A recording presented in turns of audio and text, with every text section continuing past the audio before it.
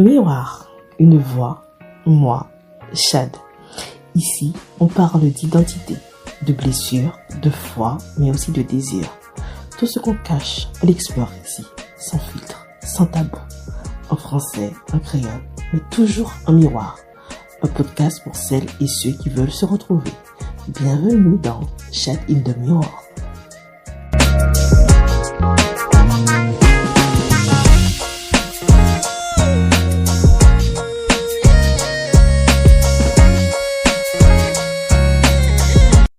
Coucou tout le monde!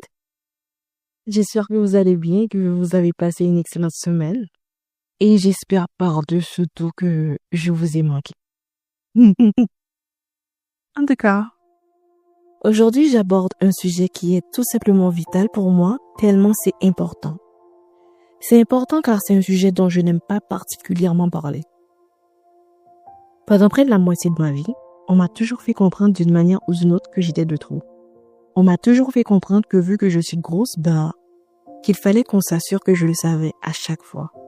À croire que je n'avais pas de miroir chez moi, encore moins des yeux pour m'observer et voir ce qui était plus qu'évident, que je suis grosse. Vous savez, il y a des matins où je me lève et je détourne les yeux car je n'aime pas du tout ce que je vois. Je n'aime pas du tout ce que me renvoie mon miroir. Il y en a d'autres où je me maquille juste assez pour cacher la fatigue, car j'en ai tout simplement marre. Ou du moins, je veux tout simplement détourner un peu plus l'attention sur mon visage. Et puis, il y a aussi ces jours où je m'habille pour disparaître. Parce que tout ce que je voudrais, c'est qu'on ne me remarque pas. Tout ce que je voudrais, c'est tout simplement fuir ces yeux qui me jugent, pour ensuite me hanter. Oui, ce corps, mon corps, je l'habille pour le camoufler. Et pourtant, dès qu'on me voit, crois que j'utilise pour le masquer. Immanquablement, c'est lui que le monde voit en premier. Aujourd'hui, je vais vous parler de ce corps que je cache et que j'ai appris à aimer, même si ce n'est pas facile tous les jours. Depuis mon adolescence, les premières réflexions désobligeantes sur mon apparence physique ont commencé. Tout le monde avait son mot à dire sur moi, sauf moi. Et la fille fragile que j'étais n'a jamais su se défendre contre ça. Jusqu'à date, je ne me souviens avoir jamais dit à qui que ce soit que c'était mon problème et que cela ne concernait que moi. J'ai appris à vivre avec, en silence. Mais c'était tellement dur. Les gens ne se rendent pas compte. Ou peut-être aussi. Peut-être qu'ils sont juste foncièrement mauvais. Qu'ils s'en foutent de savoir que les mots peuvent briser, voire même anéantir quelqu'un. Et pour la petite fille que j'étais, qui n'avait aucune confiance en elle, je veux vous dire que les dégâts de mon côté étaient énormes. Je pleurais. Énormément. Je pleurais parce que je n'avais jamais la force de répondre. Même pas un mot.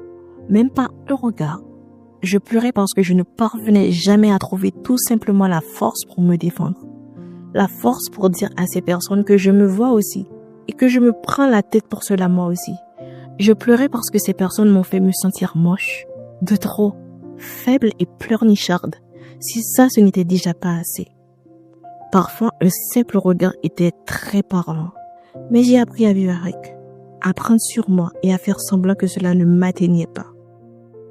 Pourquoi les gens pensent-ils qu'on ne se voit pas déjà?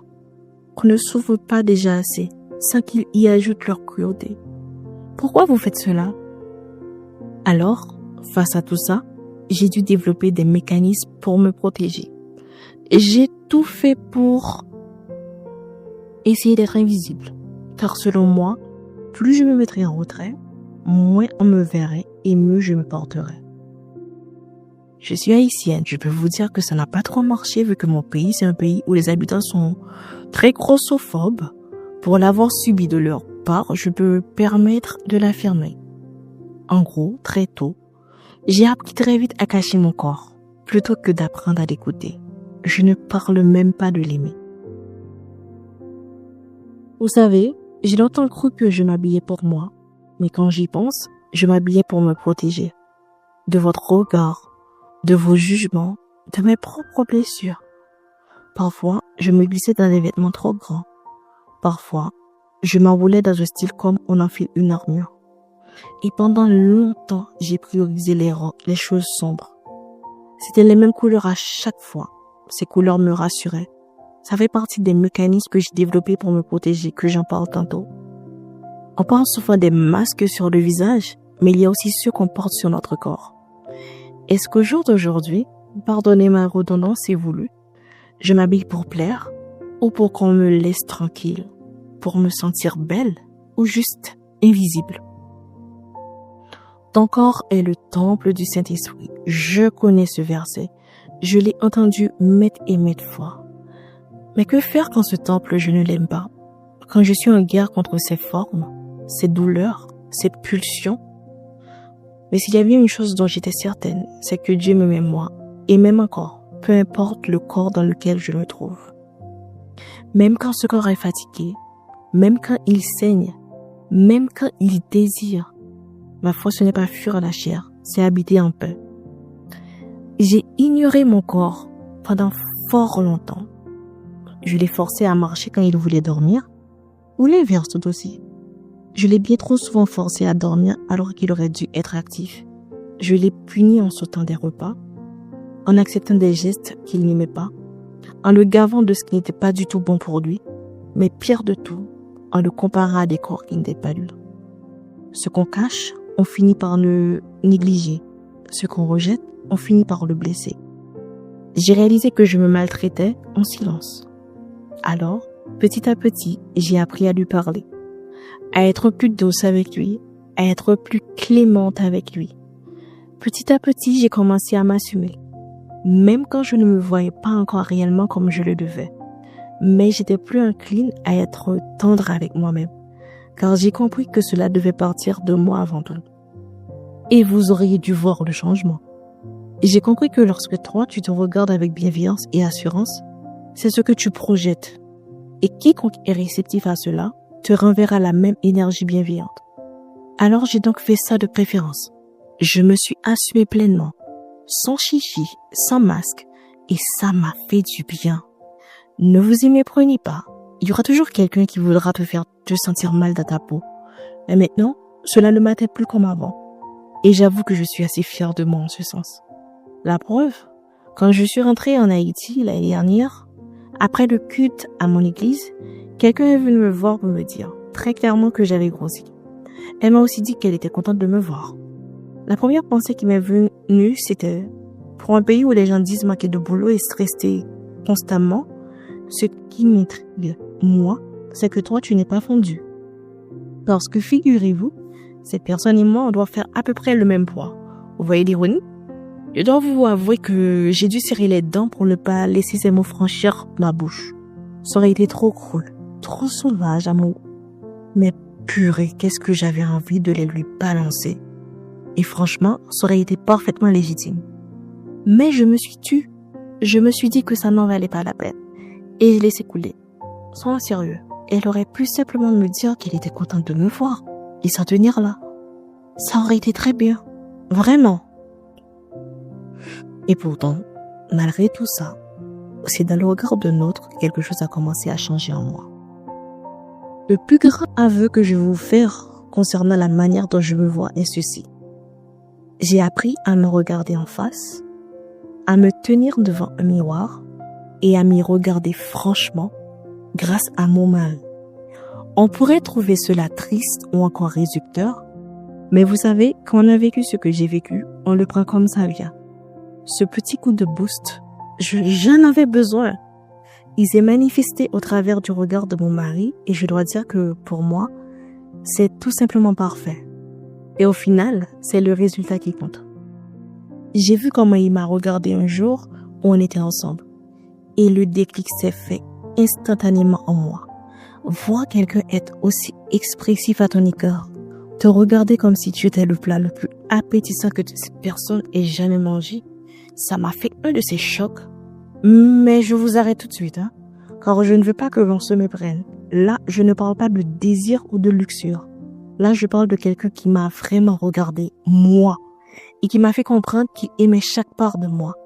Ça pourrait paraître bizarre de se dire que c'est le regard d'une autre personne sur moi qui m'a réconcilié avec mon corps.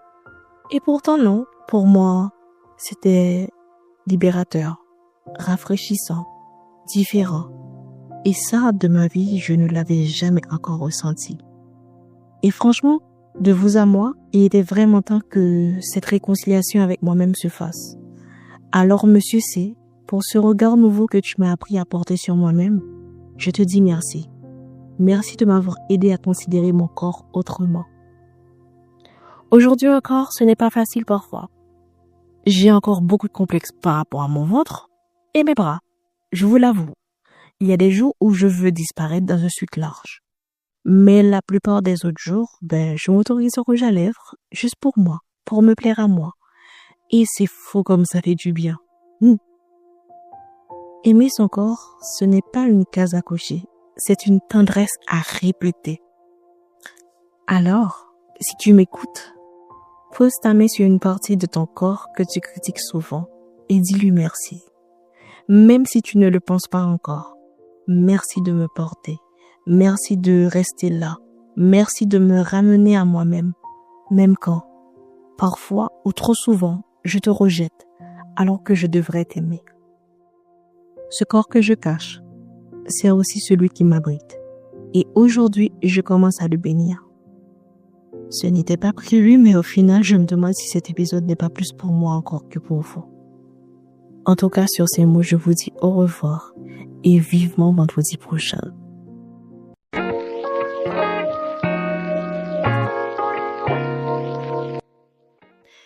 J'espère que tu as passé un bon moment.